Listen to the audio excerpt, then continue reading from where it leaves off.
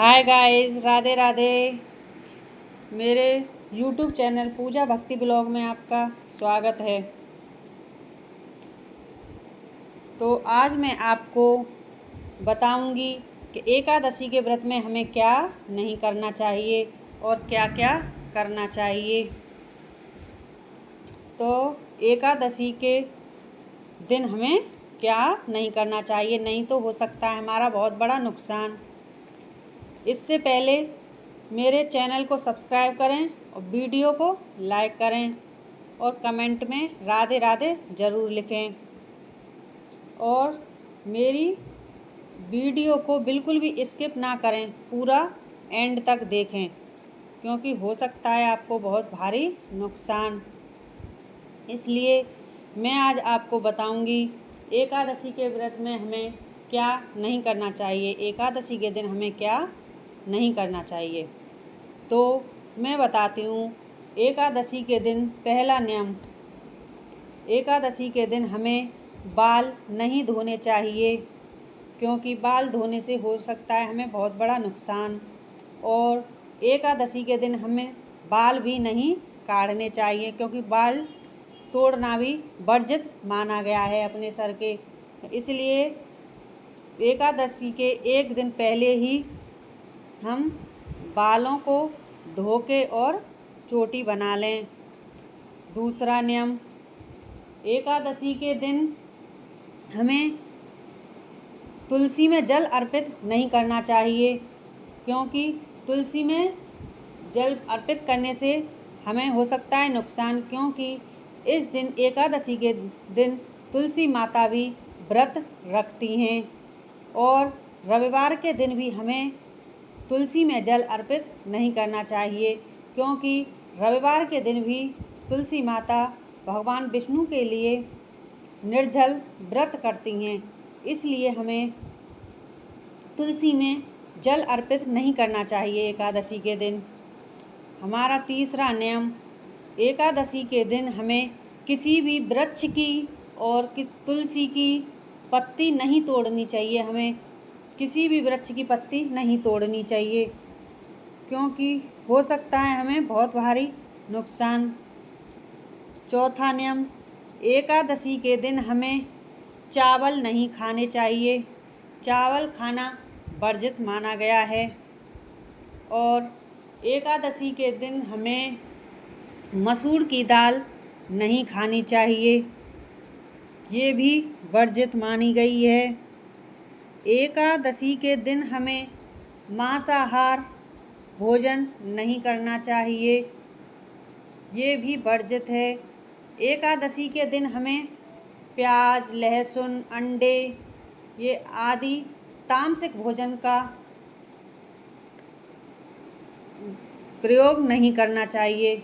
हमें बिल्कुल भी तामसिक भोजन नहीं खाना चाहिए। एकादशी के दिन हमें क्या क्या करना चाहिए। एकादशी के व्रत में हमें 3 दिन का पालन करना होता है। एकादशी के व्रत के नियम 3 दिन के हमें चाहिए। दशमी के दिन एक टाइम ही भोजन करें, अगर न हो सके तो शाम को 5 बजे तक भोजन ग्रहण कर लें, उसके बाद आपका व्रत चालू हो जाता है। सुबह ब्रह्म मुहूर्त में उठें, स्नान आदि से होकर आप भगवान के मंदिर में बैठ जाएं। उसके बाद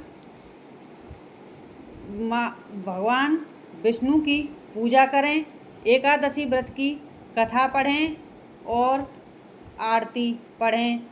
और उसके बाद में पूरे दिन भगवान विष्णु का नाम स्मरण करें, ओम नमो भगवते वासुदेवाय का जाप करें, या आप श्री कृष्णाय वासुदेवाय हरे परमात्मने प्रणतः क्लेशनाशाय गोविंदाय नमो नमः इस मंत्र का जाप भी एकादशी के दिन कर सकते हैं। ये मंत्र दोनों बहुत ही लाभदायक और उपयोगी हैं, बहुत ही अच्छे और पावरफुल मंत्र हैं दोनों। जिससे आपके सारे कष्ट दूर होंगे और हर बिगड़े काम बनेंगे। इसलिए आप पूरे दिन ओम नमो भगवते वासुदेवाय का जाप करें या श्री कृष्णाय वासुदेवाय हरे परमात्मने प्रणतः क्लेशनाशाय गोविंदाय नमो नमः का जाप करें।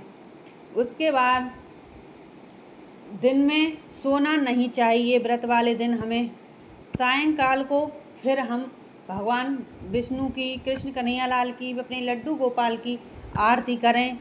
उसके बाद में एक समय फलाहार करें और उसके बाद भगवान लड्डू गोपाल को शयन करा दें।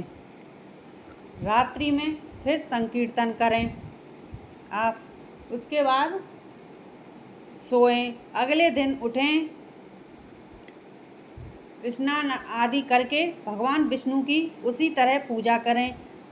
पूजा करने के बाद में फिर तुलसी में जल अर्पित करें। तुलसी में जल अर्पित करें और थोड़ा सा कच्चा गाय का दूध हो तो वो भी अर्पित करें और दीपक जलाएं और रोली सिंदूर से माँ तुलसी की पूजा करें। फूल चढ़ाएं, थोड़ी मिश्री अर्पित करें, माँ को भोग लगाएं। तुलसी माता को, भगवान विष्णु भगवान को भोग लगाएं। दूसरे दिन द्वादशी के दिन चावल ज़रूर खाएं। सबसे पहले जो कौर खाएं वो चावल का खाएं और गाय माता को चावल का दान करें, खिलाएं। चावल दान करें किसी निर्धन ब्राह्मण को। अपने हिस्से का जो भोजन आपने एकादशी के दिन छोड़ा था उसे द्वादशी के दिन किसी निर्धन ब्राह्मण को दें।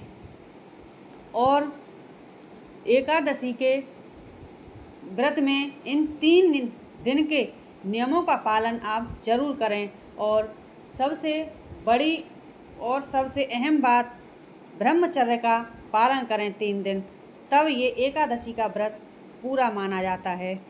अगर आपको मेरी वीडियो अच्छी लगी हो तो आप मेरे YouTube चैनल को सब्सक्राइब करें और पूजा भक्ति ब्लॉग को सब्सक्राइब करें, वीडियो को लाइक करें और कमेंट में राधे राधे ज़रूर लिखें। जय श्री कृष्ण।